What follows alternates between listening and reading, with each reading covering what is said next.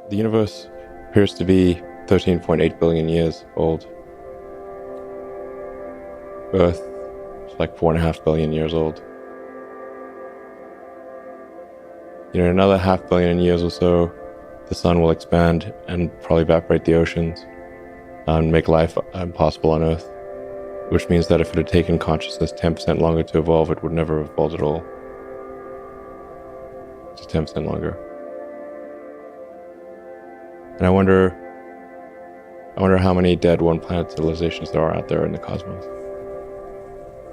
that never made it to the other planet and ultimately extinguished themselves or were destroyed by external factors. Probably a few.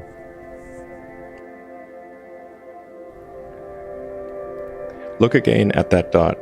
That's here. That's home. That's us.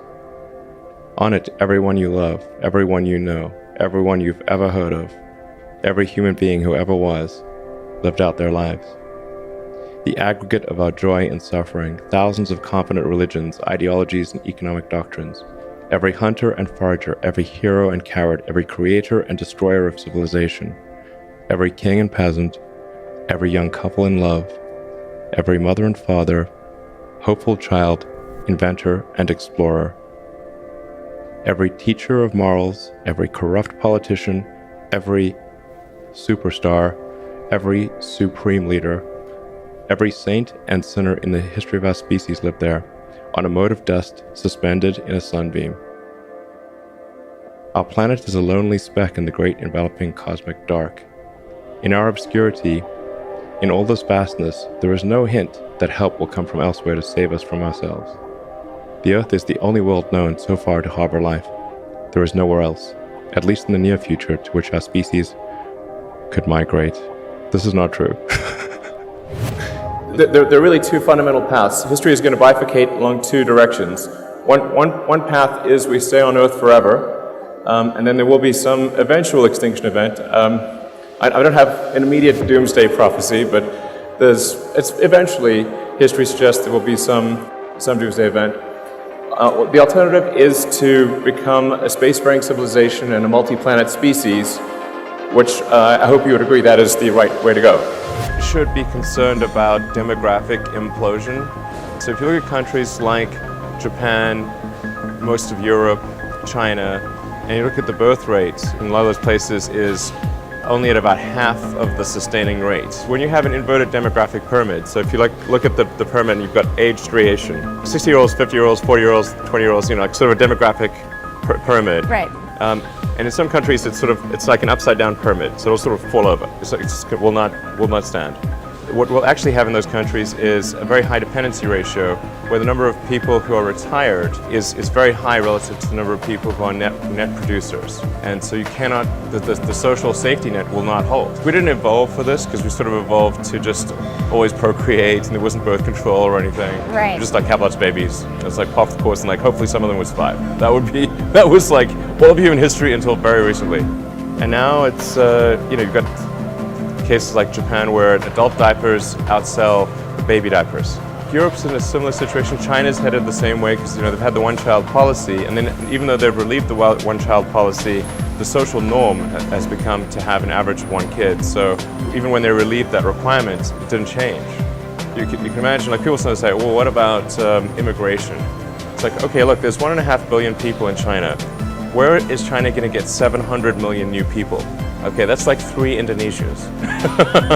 It's like, it doesn't work. And the full gravity of this is not well understood, but will become a severe issue in the next few decades.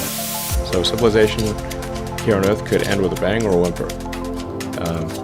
But it could also be like a whole series of things. Like what killed the dinosaurs? Well, It wasn't just one thing, Right. There was like a whole bunch of things happened in a row.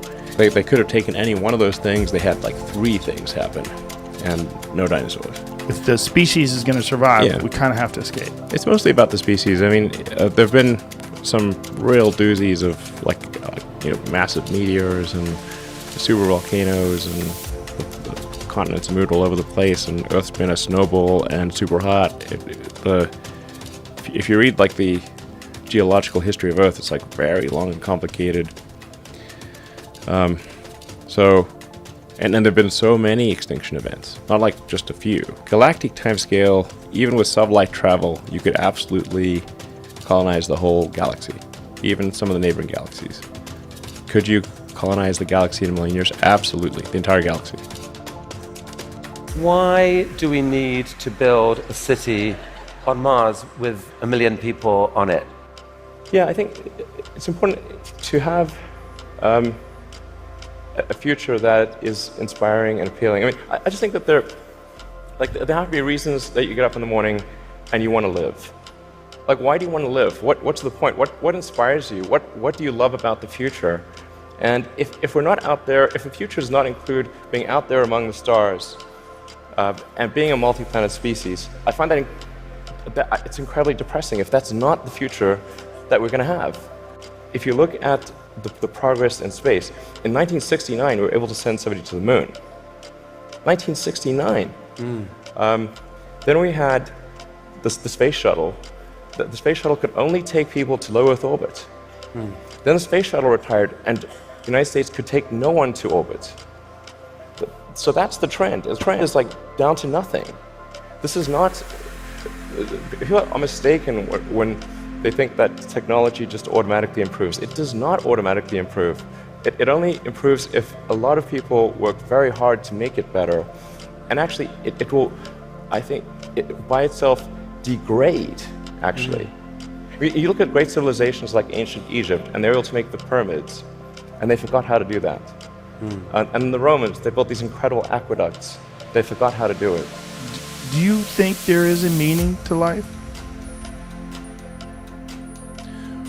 Well, I think arguably the meaning of life is to understand the nature of the universe and figure out what the meaning of life is. So, like I said, I think we don't quite know the right questions to ask. And if we learn more about the universe, if we expand the scope and scale of consciousness, then we are better able to ask the questions about the answer that is the universe. I think being a multi-planet species and being out there among the stars is important for the long-term survival of humanity, and that's one reason, kind of like life insurance for life collectively, life as we know it. But then the part that I find personally most motivating is that it creates a sense of adventure, and it makes people excited about the future. If you consider two futures, one where we are forever confined to Earth until eventually something terrible happens, or another future where we are out there on many planets, maybe even going beyond the solar system, I think that second version is incredibly exciting and inspiring, and there need to be reasons to get up in the morning.